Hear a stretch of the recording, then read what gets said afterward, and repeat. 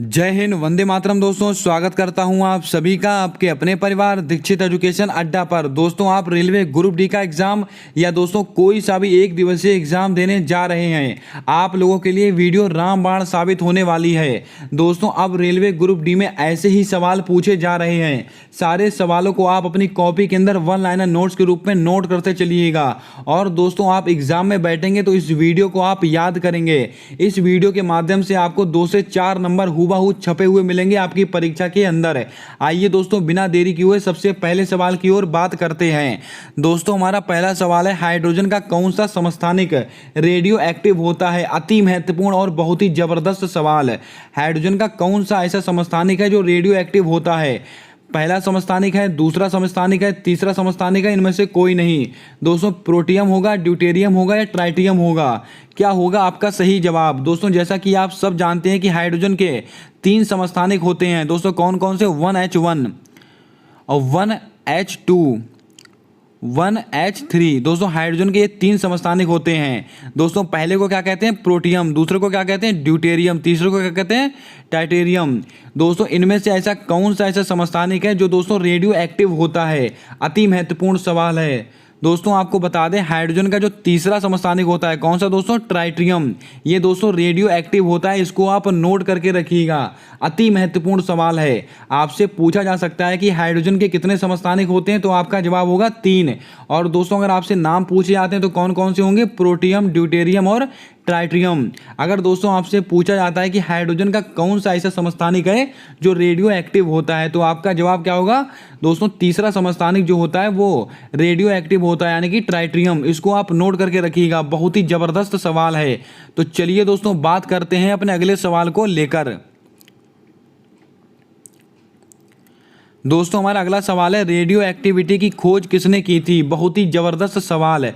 Henry Becquerel ने की थी, कैवेंडिश ने की थी, जॉन डाल्टन ने की थी या बुलगंग पाउली ने की थी? क्या होगा आपका सही जवाब? जल्दी से इसका जवाब दीजिएगा। दोस्तों रेडियो एक्टिविटी की खोज किसने की थी? तो आपको याद में रखना है, हेनरी बेकरल ने की थी। किसने दोस्तों? हेनरी बेकरल ने रेडियो एक्टिविटी की खोज की थी। आइए दोस्तों बात करते हैं और ऑप्शंस को लेकर। दोस्तों कैवेंडिश ने किसकी खोज की है? तो आपको याद में रखना है हाइड्रोजन। किसकी दोस्तों? हाइड्रोजन। कैवेंडिश ने दोस्तों हाइड्रोजन की खोज की है। जॉन डाल्टन ने दोस्तों क्या दिया? परमाणु मॉडल दिया है। परमाणु सिद्धांत किसने दिया है? परमाणु की खोज किसने की है दोस्तों? John Dalton. बुलगंग पाउली दोस्तों अपवर्जन का नियम।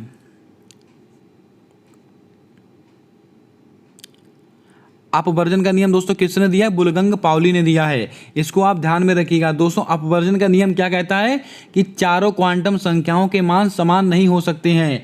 यदि n, l, m का मान समान है तो n का मान अवश्य ही भिन्न होगा। यह दोस्तों किसका नियम है? ये बुलगंग पाउली का नियम है। इसी को दोस्तों अपवर्जन का नियम कहते हैं। रेडियो एक्टिविटी की खोज किसने की है? हेनरी बेकरल ने की है। और दोस्तों हाइड्रोजन की खोज किसने की है? कैवेंडिश ने की है। और जॉन डाल्टन दोस्तों किससे संबंधित हैं? परमाणु मॉडल से संबंधित हैं। और दोस्तों बुलगंग पाउली ने क्या दिया है? अपवर्जन का नियम दिया है। इसको आप नोट करके रखिएगा। तो आइए दोस्तों बात करते हैं अपने अगले और महत्वपूर्ण प्रश्न को लेकर। दोस्तों हमारा अगला और महत्वपूर्ण सवाल है, निम्नलिखित में से समस्थानिक से संबंधित विकल्प है। अति महत्वपूर्ण प्रश्न। दोस्तों आपका पूरा कॉन्सेप्ट इस प्रश्न के माध्यम से क्लियर किया जाएगा। निम्नलिखित में से समस्थानिक से संबंधित विकल्प है। परमाणु क्रमांक समान होता है, न्यूट्रॉन की संख्या समान होती है, द्रव्यमान संख्या समान होती है, इनमें से कोई नहीं। क्या होगा आपका सही जवाब? दोस्तों समस्थानिक और संभारिक और सम न्यूट्रॉनिक, आज दोस्तों आप इसके बाद भूलेंगे नहीं कभी। जल्दी से इसका जवाब बताइएगा, क्या होगा इसका सही जवाब? दोस्तों आपको बता दें समस्थानिक क्या कहलाते हैं। दोस्तों वे तत्व जिनका दोस्तों परमाणु क्रमांक समान होता है। क्या दोस्तों? परमाणु क्रमांक समान होता है, वो समस्थानिक कहलाते हैं। और दोस्तों संभारिक क्या कहलाते हैं? तो आपको याद में रखना है, जिनकी द्रव्यमान संख्या समान होती है वे क्या कहलाते हैं दोस्तों? संभारिक। वे दोस्तों संभारिक कहलाते हैं। और दोस्तों जिनमें न्यूट्रॉनों की संख्या समान होती है, जिनके अंदर न्यूट्रॉनों की संख्या समान होती है, क्या कहलाते हैं? सम न्यूट्रॉनिक।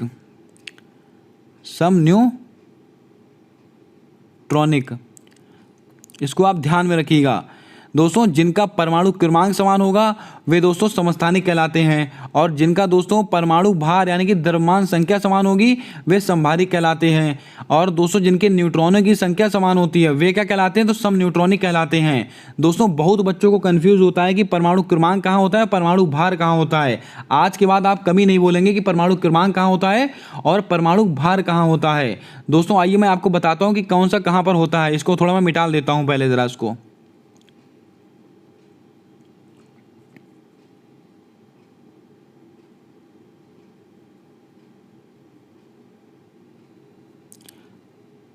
आइए दोस्तों मैं आपको बताता हूँ।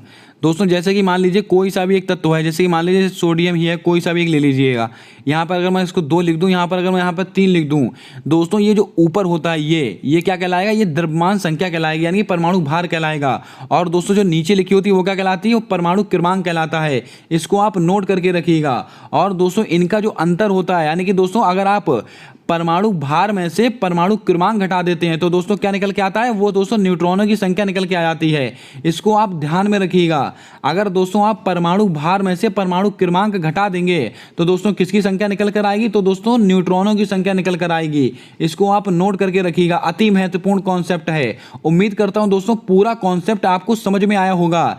दोस्तों अगर आपसे पूछा जाता है कि समस्थानिक क्या कहलाते हैं, दोस्तों ऐसे तत्व जिनका परमाणु क्रमांक समान होता है समस्थानिक कहलाते हैं। समभारिक क्या कहलाते हैं, ऐसे तत्व जिनका दोस्तों द्रव्यमान संख्या या परमाणु भार ये समान होते हैं वो समभारिक कहलाते हैं। और सम न्यूट्रॉनिक क्या कहलाते हैं, दोस्तों जिनके न्यूट्रॉनों की संख्या समान होती है वे सम न्यूट्रॉनिक कहलाते हैं। और दोस्तों न्यूट्रॉन की संख्या निकलेगी कैसे, परमाणु भार में से आप परमाणु क्रमांक को घटा दीजिएगा तो दोस्तों क्या निकल के आ जाएगी, न्यूट्रॉनों की संख्या। उम्मीद करता हूं दोस्तों आपको समझ में आया होगा। तो चलिए दोस्तों बात करते हैं अपने अगले प्रश्न को लेकर। दोस्तों हमारा अगला सवाल है, नमक का निर्माण किससे होता है। अति महत्वपूर्ण सवाल है दोस्तों। यह सवाल अलग अलग परीक्षाओं में कई बार पूछा जा चुका है। कमजोर अम्ल तथा कमजोर क्षार से होता है, मजबूत अम्ल तथा मजबूत क्षार से होता है, कमजोर क्षार तथा मजबूत अम्ल से होता है, या मजबूत क्षार तथा कमजोर अम्ल से होता है। क्या होगा आपका सही जवाब। अति महत्वपूर्ण सवाल है और कई बार कई सारी परीक्षाओं में पूछा गया प्रश्न है। जल्दी से इसका जवाब दीजिएगा, क्या होगा इसका सही जवाब।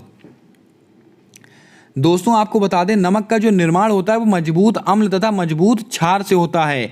इसको आप ध्यान में रखिएगा। मजबूत अम्ल तथा मजबूत क्षार से होता है, इसको नोट करके रखिएगा। दोस्तों आप लोगों के लिए एक सवाल है। दोस्तों जो लिटमस पेपर होता है वो नीले रंग, जो लाल रंग का लिटमस पेपर होता है वो कैसा किस कलर को किस कलर में परिवर्तित कर देता है, इसका जवाब आप कमेंट बॉक्स के माध्यम से देने वाले हैं। आइए दोस्तों बात करते हैं अपने अगले प्रश्न को लेकर। दोस्तों हमारा अगला सवाल है, सबसे ठंडी गैस कौन सी मानी जाती है। अति महत्वपूर्ण सवाल है और दोस्तों कई बार ये सवाल परीक्षा में बन चुका है। रेडॉन गैस को कहते हैं, हीलियम गैस को कहते हैं, फ्रेऑन गैस को कहते हैं, या दोस्तों जाई लाल ब्रोमाइड गैस को कहते हैं। चारों गैसें अपने आप में एक महत्वपूर्ण स्थान रखती हैं। चारों के बारे में आपको पूरी जानकारी दूंगा। दोस्तों सबसे ठंडी गैस कौन सी मानी जाती है, जल्दी से इसका जवाब दीजिएगा। दोस्तों आपको बता दें सबसे ठंडी गैस कौन सी मानी जाती है, तो आपको याद में रखना है हीलियम। कौन सी दोस्तों, हीलियम सबसे ठंडी गैस मानी जाती है। अब दोस्तों बात करते हैं अगली गैसों को लेकर। दोस्तों रेडॉन गैस जब दोस्तों भूकंप आता है, कौन सा दोस्तों, भूकंप के समय दोस्तों जो पर्यावरण में भूकंप के समय वायुमंडल में सर्वाधिक गैस कौन सी पाई जाती है, रेडॉन गैस पाई जाती है। इसको नोट करके रखिएगा। आपसे सवाल पूछा जा सकता है कि भूकंप के समय वायुमंडल में सर्वाधिक कौन सी गैस की मात्रा पाई जाती है, तो आपको याद में रखना है रेडॉन गैस की। दोस्तों फ्रेऑन गैस कहाँ पाई जाती है, इसका जवाब आप कमेंट बॉक्स के माध्यम से देंगे। फ्रेऑन गैस कहाँ कहाँ पाई जाती है, इसका जवाब आप कमेंट बॉक्स के माध्यम से देंगे। दोस्तों आपको बता दें जाई लाई ब्रोमाइड गैस, इसको आप नोट करके रखिएगा। दुनिया की सबसे जहरीली गैस, दुनिया की सबसे जहरीली गैस। अगर आपसे पूछा जाता है कि दुनिया की सबसे जहरीली गैस कौन सी है, तो आपका जवाब होगा जाइलाइड ब्रोमाइड गैस। इसको आप नोट करके रखिएगा। सबसे ठंडी गैस कौन सी होती है, हीलियम गैस। रेडॉन गैस दोस्तों भूकंप के समय रेडॉन गैस की जो मात्रा होती है वायुमंडल में सर्वाधिक पाई जाती है। फ्रेऑन गैस कहाँ पाई जाती है, तो आपको याद में रखना है, ये दोस्तों रेफ्रिजरेटर होते हैं, एसी होते हैं, इनमें सब में जो दोस्तों कूलेंट के रूप में जिसका इस्तेमाल किया जाता है उसके अंदर दोस्तों फ्रेऑन गैस पाई जाती है। इसको आप नोट करके रखिएगा। दोस्तों आप लोगों के लिए एक सवाल, सवाल, सबसे हल्की गैस कौन सी होती है? इसका जवाब आप कमेंट बॉक्स के माध्यम से देने वाले हैं। तो आइए दोस्तों बात करते हैं अपने अगले प्रश्न को लेकर। दोस्तों यहां से शुरू होते हैं हमारे फिजिक्स के महत्वपूर्ण कुछ सवाल। दोस्तों न्यूटन के किस नियम से बल की परिभाषा निकली है? अति महत्वपूर्ण प्रश्न है दोस्तों। जितने प्रश्न आप लोगों के लिए लाए गए हैं, सारे के सारे प्रश्न एकदम छांट के लाए गए हैं, कॉन्सेप्चुअल प्रश्न लाए गए हैं। न्यूटन के किस नियम से बल की परिभाषा निकली है? दोस्तों प्रथम नियम से, द्वितीय नियम से, तृतीय नियम से, चतुर्थ नियम से? क्या होगा आपका सही जवाब? जल्दी से इसका जवाब दीजिएगा। दोस्तों जैसा कि आप सब जानते हैं कि न्यूटन ने गति विषयक कितने नियम दिए? उन्होंने 3 नियम दिए हैं। इसको आप नोट करके रखिएगा। तो हमारा ऑप्शन नंबर 4 तो वैसे भी गलत हो गया, 4 नियम नहीं होते हैं। न्यूटन के किस गति विषयक नियम से बल की परिभाषा निकली है? तो आप इसको नोट करके रखिएगा दोस्तों, प्रथम नियम से। प्रथम नियम से क्या निकला है? न्यूटन के गति विषयक प्रथम नियम से निकला है बल की परिभाषा। दोस्तों द्वितीय नियम से क्या निकला है? बल का सूत्र, बल का सूत्र। इसको आप नोट करके रखिएगा दोस्तों। अगर आपसे पूछा जाता है कि न्यूटन के किस नियम से बल की परिभाषा निकली है, तो आपका सही जवाब होगा प्रथम नियम। और दोस्तों अगर आपसे पूछा जाता है कि बल का सूत्र किस नियम से निकला है न्यूटन के, तो आपको याद में रखना है न्यूटन के गति विषयक द्वितीय नियम से बल का सूत्र निकला है, जो दोस्तों क्या होता है? F बराबर ma। ग्रुप डी की परीक्षा में बार बार सवाल पूछा जा रहा है। क्या होता है दोस्तों? F बराबर ma। इसको आप नोट करके रखिएगा। ग्रुप डी की परीक्षा में कभी दोस्तों आपसे F दिया जाता है तो F दे देंगे, M दे देंगे तो A का मान पूछ लेंगे। कभी आपको A दे देंगे, M दे देंगे तो F का मान पूछ लेंगे। इसको आप नोट करके रखिएगा, F बराबर ma। दोस्तों उम्मीद करता हूँ आपको सारा कॉन्सेप्ट समझ में आया होगा। दोस्तों तृतीय नियम को और क्या कहते हैं, इसका जवाब आप कमेंट बॉक्स के माध्यम से दीजिएगा। तो चलिए दोस्तों बात करते हैं अपने अगले प्रश्न को लेकर। दोस्तों हमारा अगला सवाल है, रॉकेट किस सिद्धांत पर कार्य करता है? अति महत्वपूर्ण सवाल है दोस्तों। यह सवाल बहुत सारे बच्चे गलत कर देते हैं, लेकिन दोस्तों आज के बाद आप इस सवाल को कभी गलत नहीं करेंगे। रॉकेट जो होता है किस सिद्धांत पर कार्य करता है? क्रिया प्रतिक्रिया के सिद्धांत पर कार्य करता है, संवेग संरक्षण के सिद्धांत पर कार्य करता है, गुरुत्वाकर्षण के सिद्धांत पर कार्य करता है, या इनमें से कोई नहीं? क्या होगा आपका सही जवाब? जल्दी से इसका जवाब बताइएगा। दोस्तों आपको बता दें, रॉकेट जो होता है वो दोस्तों संवेग संरक्षण के सिद्धांत पर कार्य करता है। किसके दोस्तों? संवेग संरक्षण के। लेकिन दोस्तों जैसे ही ये पूछा जाता है कि रॉकेट किस सिद्धांत पर कार्य करता है, तो बहुत से बच्चे क्रिया प्रतिक्रिया का नियम लगा देते हैं। लेकिन दोस्तों आपका यह जवाब गलत हो जाता है। दोस्तों आपको बता दें, जो रॉकेट होता है वो क्रिया प्रतिक्रिया के नियम से संबंधित होता है। इसको आप ध्यान में रखिएगा, क्रिया प्रतिक्रिया के नियम से संबंधित तो होता है, लेकिन दोस्तों कार्य किस सिद्धांत पर करता है? कार्य करता है संवेग संरक्षण के सिद्धांत पर। अगर आपसे पूछा जाता है कि रॉकेट किस सिद्धांत पर कार्य करता है, तो आपका जवाब क्या होगा? संवेग संरक्षण के सिद्धांत पर। लेकिन दोस्तों अगर आपसे पूछा जाता है कि रॉकेट न्यूटन के किस नियम से संबंधित है, तो आपको बताना है क्रिया प्रतिक्रिया के नियम से संबंधित है। यानी कि दोस्तों तीसरा नियम क्या कहता है? यदि किसी वस्तु पर आप जितना बल लगाते हैं, वो वस्तु उतना ही बल विपरीत दिशा में आपकी ओर लगाती है। दोस्तों इसको कहते हैं क्रिया प्रतिक्रिया का नियम। जैसे कि दोस्तों आप बंदूक चलाते हैं, तो दोस्तों बंदूक से जैसे ही गोली निकलती है, गोली बाहर के लिए निकलती है, एकदम बंदूक पीछे के लिए झटका मारती है। तो दोस्तों वो किससे संबंधित है? वो दोस्तों क्रिया प्रतिक्रिया के नियम से संबंधित है। उम्मीद करता हूं दोस्तों आपको पूरा कॉन्सेप्ट समझ में आया होगा। तो चलिए दोस्तों बात करते हैं अपने अगले प्रश्न को लेकर। दोस्तों हमारा अगला सवाल है, बारिश की बूंदें गोल होती हैं क्यों? इसका क्या कारण है? इसका दोस्तों पृष्ठीय तनाव कारण हो सकता है, अपकेंद्र बल कारण हो सकता है, अभिकेंद्र बल कारण हो सकता है, या गुरुत्वीय त्वरण इसका कारण हो सकता है। क्या होगा आपका सही जवाब? जल्दी से इसका जवाब बताइएगा। दोस्तों सारे सवाल छांट कर लाए गए हैं। अगर आपको वीडियो अच्छा लग रहा है तो वीडियो को लाइक कर दें। अगर अभी तक आपने हमारे यूट्यूब चैनल को सब्सक्राइब नहीं किया है तो सब्सक्राइब करके बेल वाला आइकन ध्यान से दबा दें, क्योंकि दोस्तों आने वाली सारी वीडियोस के अपडेट आप तक आसानी से पहुंचते रहें। ये सारी मेहनत आप लोगों के लिए की जा रही है, तो दोस्तों आप अपना सपोर्ट, अपना प्यार हमारे चैनल के साथ बनाकर रखिएगा। दोस्तों हमारे लिए सवाल क्या है? बारिश की बूंद गोल होती है, ऐसा क्यों होता है? तो दोस्तों आपको याद में रखना है, बारिश की बूंद गोल क्यों होती है? पृष्ठीय तनाव के कारण। किसके कारण दोस्तों? पृष्ठीय तनाव के कारण बारिश की बूंद गोल होती है। आइए दोस्तों बात करते हैं अपकेंद्र बल। दोस्तों आपको बता दें, जो केंद्र में जो बल लगता है, दोस्तों कहां पर? दोस्तों केंद्र में बल जो लगता है उसे दोस्तों अपकेंद्र बल कहते हैं। दोस्तों इस सिद्धांत पर कौन सा यंत्र काम करता है? वॉशिंग मशीन आपने देखी होगी दोस्तों। वॉशिंग मशीन आप लोगों के घर पर होगी दोस्तों। वॉशिंग मशीन जो दोस्तों वॉशिंग मशीन होती है या दोस्तों आप मथनी से दही मथते हैं उससे उसमें कौन सा बल कार्य करता है, उसके अंदर अपकेंद्र बल कार्य करता है। इसको आप नोट करके रखिएगा। वॉशिंग मशीन किस सिद्धांत पर कार्य करती है? अपकेंद्र बल के सिद्धांत पर कार्य करती है। वॉशिंग मशीन हो गया, अगर आप दोस्तों मिक्सी है, मिक्सी हो गया, या दोस्तों आप मथनी से दही मथते हैं, ये सब किसके सिद्धांत पर कार्य करते हैं? अपकेंद्र बल के, मतलब ये बाहर की ओर दोस्तों बल लगाता है। वह बल जो दोस्तों बाहर की ओर लगता है, आपने देखा होगा कि वॉशिंग मशीन कपड़े को बाहर की ओर फेंकती है, वो दोस्तों कैसा बल होता है? अपकेंद्र बल।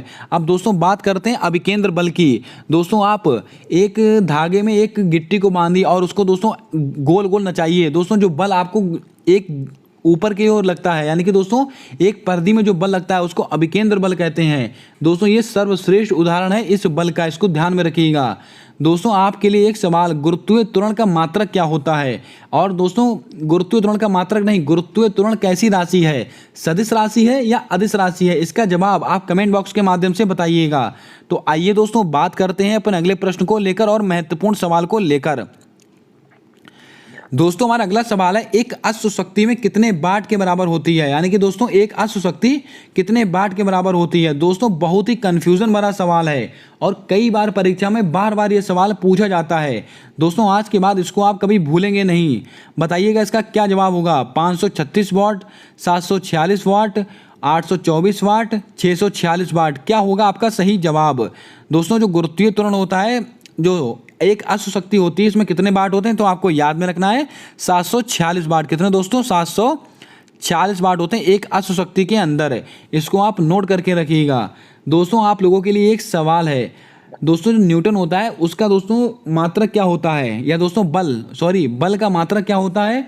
इसको नोट करके बताइएगा, इसको कमेंट बॉक्स के माध्यम से बताइएगा। आपको दोस्तों बल का मात्रक एसआई पद्धति में बताना है, यानी कि दोस्तों सीजीएस और एमकेएस पद्धति दोनों में दोस्तों बल का मात्रक आप कमेंट बॉक्स के माध्यम से बताएंगे। तो चलिए दोस्तों बात करते हैं अपने अगले प्रश्न को लेकर। दोस्तों हमारा अगला सवाल है, वस्तु का बड़ा आकार देखने हेतु आवश्यक लेंस। अति महत्वपूर्ण प्रश्न है दोस्तों, ग्रुप डी की परीक्षा में लेंस से और बहुत ज़्यादा प्रश्न पूछे जा रहे हैं। आज के बाद दोस्तों आप इसको गलत कभी नहीं करेंगे। वस्तु का बड़ा आकार देखने के लिए किस लेंस की आवश्यकता होती है? जल्दी से इसका जवाब बताइएगा। दोस्तों आपको बता दें, वस्तु का बड़ा आकार देखने के लिए किस लेंस की आवश्यकता होती, तो आपको याद में रखना है उत्तल लेंस।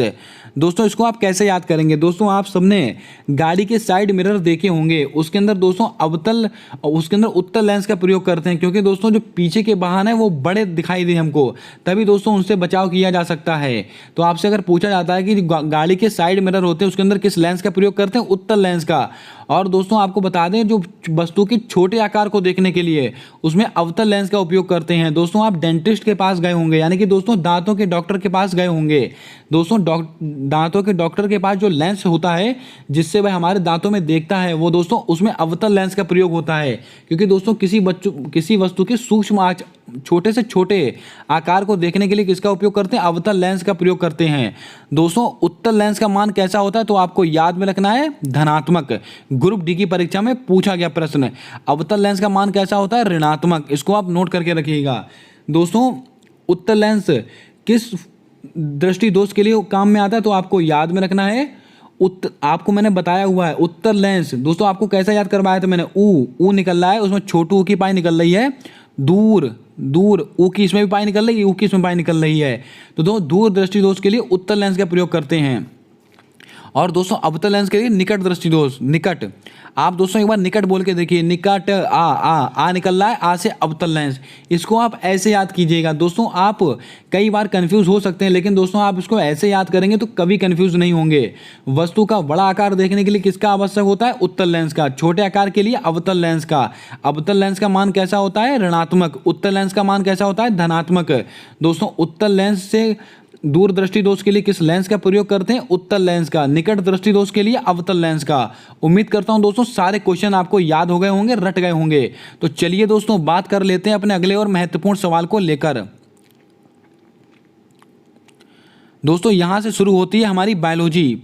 5 सवाल बायोलॉजी के हैं, अति महत्वपूर्ण सवाल हैं दोस्तों। 5 सवाल से आपको आज 25 से 30 सवाल मिलने वाली हैं दोस्तों। पक्षियों का हृदय कितने कक्षीय होता है, अति महत्वपूर्ण सवाल। और दोस्तों यह सवाल ग्रुप डी की परीक्षा में पूछा जा चुका है, जल्दी से इसका जवाब दीजिएगा। 2 कक्षीय होता है, 3 कक्षीय होता है, 4 कक्षीय होता है या 1 कक्षीय होता है? क्या होगा आपका सही जवाब? दोस्तों पक्षियों का हृदय कितने कक्षीय होता है, तो आपको याद में रखना है 4 कक्षीय। दोस्तों जो स्तनधारी होते हैं, स्तनधारी हो गए, स्तनधारी में दोस्तों कौन कौन? मनुष्य हो गया, पक्षी वर्ग हो गया, पक्षी वर्ग, मगरमच्छ हो गया दोस्तों। स्तनधारी में मनुष्य हो गया, अन्य स्तनधारी हो गया, पक्षी वर्ग हो गया, मगरमच्छ हो गया। इसमें दोस्तों 4 कक्षीय हृदय पाया जाता है दोस्तों। 2 कक्षीय हृदय किसके अंदर पाया जाता है, तो आपको याद में रखना है मछली के अंदर। किसके अंदर दोस्तों? मछली के अंदर 2 कक्षीय हृदय पाया जाता है। इसको आप नोट करके रखिएगा, बहुत ही महत्वपूर्ण सवाल है दोस्तों। 3 कक्षीय हृदय ये दोस्तों किसके अंदर पाया जाता है? जो उभयचर होते हैं, जैसे कि दोस्तों मेढक, जो मेढक हो गया, सांप हो गया, इनके अंदर दोस्तों 3 कक्षीय हृदय पाया जाता है। इसको आप नोट करके रखिएगा। 2 कक्षीय हृदय किसमें पाया जाता है? मछली के अंदर। 4 कक्षीय हृदय किसके अंदर पाया जाता है? जो दोस्तों मनुष्य होते हैं, अन्य स्तनधारी होते हैं, पक्षी वर्ग होते हैं और मगरमच्छ, इन सभी के अंदर 4 कक्षीय हृदय पाया जाता है। 3 कक्षीय हृदय किसके अंदर पाया जाता है? तो आपको जो उभयचर होते हैं, मेढक हो गया, सांप हो गया, छिपकली हो गए, ये दोस्तों इन सब के अंदर कैसा हृदय पाया जाता है? 3 कक्षीय। इसको आप नोट करके रखिएगा, बहुत ही महत्वपूर्ण सवाल है। तो आइए दोस्तों बात करते हैं अपने अगले और महत्वपूर्ण सवाल को लेकर। दोस्तों हमारा अगला और महत्वपूर्ण सवाल है, ब्रेन शुगर किसे कहा जाता है? फ्रक्टोज को कहते हैं, सुक्रोज को कहते हैं, माल्टोज को कहते हैं या गैलेक्टोज को कहते हैं? क्या होगा आपका सही जवाब? दोस्तों एक सवाल से आपको 4 से 5 सवाल मिलने वाले हैं। ब्रेन शुगर किसे कहा जाता है? बार बार परीक्षा में पूछा गया सवाल। दोस्तों आपको बता दें ब्रेन शुगर किसे कहते हैं, तो आपको याद में रखना है गैलेक्टोज। किसको दोस्तों? गैलेक्टोज। दोस्तों माल्टोज यानी कि दोस्तों जो माल्ट शुगर होती है, कौन सी दोस्तों? जो दोस्तों माल्ट शुगर होती है उसमें माल्टोज पाया जाता है। सुक्रोज, दोस्तों सुक्रोज कौन सी होती है? Cane sugar. कौन सी दोस्तों? गन्ने की शुगर होती है, केन शुगर। केन शुगर किसे कहते हैं? सुक्रोज को। फ्रक्टोज को क्या कहते हैं दोस्तों? Fruit sugar, fruit sugar. इसको आप ध्यान में रखिएगा दोस्तों। ब्रेन शुगर किसे कहते हैं? गैलेक्टोज को कहते हैं। माल्टोज को माल्ट शुगर कहते हैं। सुक्रोज को दोस्तों केन शुगर कहते हैं। सबसे मीठी शर्करा कौन सी होती है? केन शुगर, यही वाली होती है दोस्तों। फ्रक्टोज फ्रूट शुगर, इसको भी आप ध्यान में रखिएगा दोस्तों। आपके लिए एक सवाल, दूध में कौन सी शर्करा पाई जाती है? इसका जवाब आप कमेंट बॉक्स के माध्यम से देने वाले हैं। तो आइए दोस्तों बात करते हैं अपने अगले और महत्वपूर्ण सवाल को लेकर। दोस्तों हमारा अगला सवाल है, मकड़ी तथा बिच्छू में श्वसन किसके द्वारा होता है? अति महत्वपूर्ण सवाल है। मकड़ी तथा बिच्छू के अंदर श्वसन किसके द्वारा होता है? ट्रैकिया के द्वारा होता है, बुक लंग्स के द्वारा होता है, देह गुहा के द्वारा होता है या त्वचा के द्वारा होता है? क्या होगा आपका सही जवाब? दोस्तों बहुत ही महत्वपूर्ण सवाल है, सारे सवालों को आप सीरियसली नोट करते चलिएगा, आपको हर परीक्षा के अंदर नंबर दिलाएंगे ये सवाल। दोस्तों आपको बता दें मकड़ी तथा बिच्छू में जो श्वसन होता है वो बुक लंग्स के द्वारा होता है। इसको आप वेरी इंपॉर्टेंट करके नोट कीजिएगा, वेरी इंपॉर्टेंट दोस्तों, ध्यान में रखिएगा दोस्तों, आपकी परीक्षा में ये सवाल छप सकते हैं। दोस्तों मकड़ी तथा बिच्छू में श्वसन किसके द्वारा होता है? बुक लंग्स के द्वारा होता है। दोस्तों ट्रैकिया के द्वारा किसके अंदर होता है? जो कॉकरोच होते हैं, कॉकरोच होते हैं, कीट वर्ग होते हैं, कॉकरोच। आपसे पूछा जा सकता है कि कॉकरोच के अंदर जो श्वसन होता है किसके द्वारा होता है? ट्रैकिया के द्वारा होता है। और दोस्तों देह गुहा के द्वारा किसके अंदर होता है? जो एक कोष के जीव होते हैं, जैसे अमीबा हो गया, पैरामीशियम हो गया, एक कोष के जीव, जो दोस्तों एक कोष के जीव होते हैं उनके अंदर दोस्तों देह गुहा के द्वारा श्वसन होता है। दोस्तों त्वचा के द्वारा श्वसन किसके अंदर होता है? तो आपको याद में रखना है केंचुआ। केंचुआ के द्वारा किसमें होता है दोस्तों? केंचुआ के द्वारा, केंचुए में त्वचा के द्वारा, नमयुक्त त्वचा के द्वारा श्वसन होता है। इसको आप ध्यान में रखिएगा, आपसे कोई सा भी सवाल यहाँ से पूछा जा सकता है। दोस्तों उम्मीद करता हूँ आपको सारे सवाल समझ में आ रहे होंगे। मकड़ी तथा बिच्छू में श्वसन किसके द्वारा होगा? बुक लंग्स के द्वारा। और दोस्तों जो कॉकरोच होगा, अन्य कीट वर्ग होंगे, उनके अंदर दोस्तों श्वसन किसके द्वारा होगा? ट्रैकिया के द्वारा।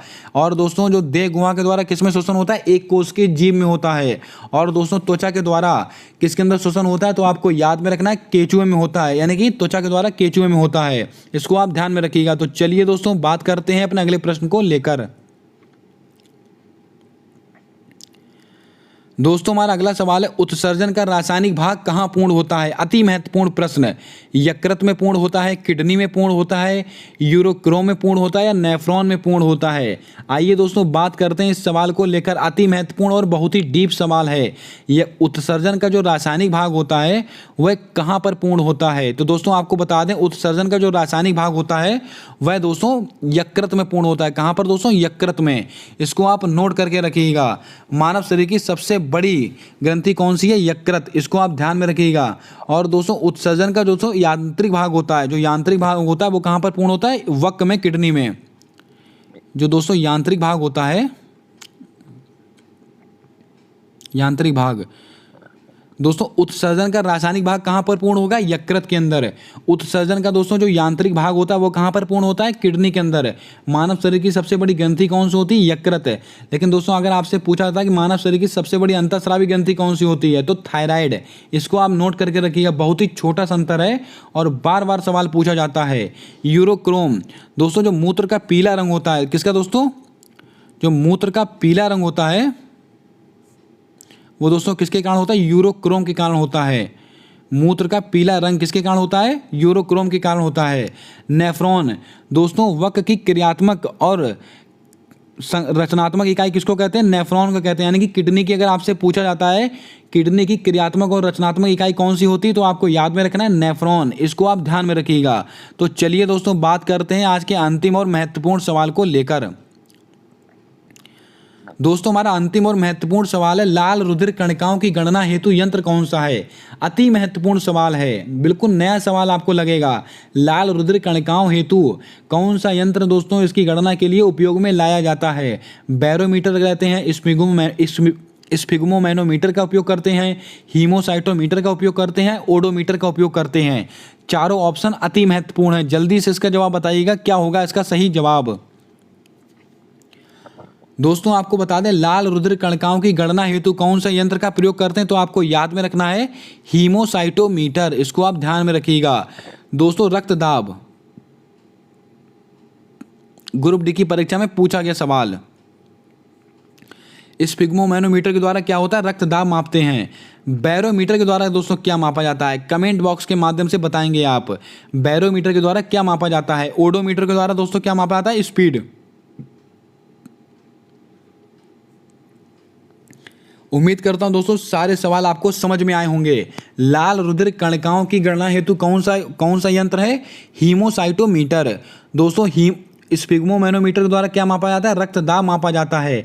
ओडोमीटर के द्वारा क्या मापा जाता है? स्पीड मापी जाती है। बैरोमीटर के द्वारा दोस्तों क्या मापा जाता है? इसका जवाब आप कमेंट बॉक्स के माध्यम से देंगे। दोस्तों सारे सवाल आपकी परीक्षा में छपने वाले सवाल हैं। सारे सवालों को आप वन लाइनर नोट्स के रूप में नोट करते चलिएगा और अपनी परीक्षा में बैठने से पहले इस वीडियो को आप जरूर देखिएगा। आप 100% अच्छा स्कोर करेंगे। दोस्तों मैं ये नहीं कहता हूँ कि आप सारे सवालों को हल कर देंगे, लेकिन दोस्तों आप एक अच्छा स्कोर कर सकते हैं। उम्मीद करता हूँ दोस्तों आज का वीडियो आपको पसंद आया होगा। अगर आपको वीडियो अच्छा लगा है तो आप वीडियो को लाइक कर दें। अगर अभी तक आपने हमारे यूट्यूब चैनल को सब्सक्राइब नहीं किया है तो सब्सक्राइब करके बेल वाला आइकन ध्यान से दबा दें, क्योंकि दोस्तों आने वाली सारी वीडियोस के अपडेट आप तक आसानी से पहुंचते रहें। मिलते हैं आने वाली अगली वीडियो में, तब तक के लिए जय हिंद, जय भारत। दोस्तों अपना सपोर्ट, अपना प्यार हमारे यूट्यूब चैनल के साथ बनाकर रखिएगा।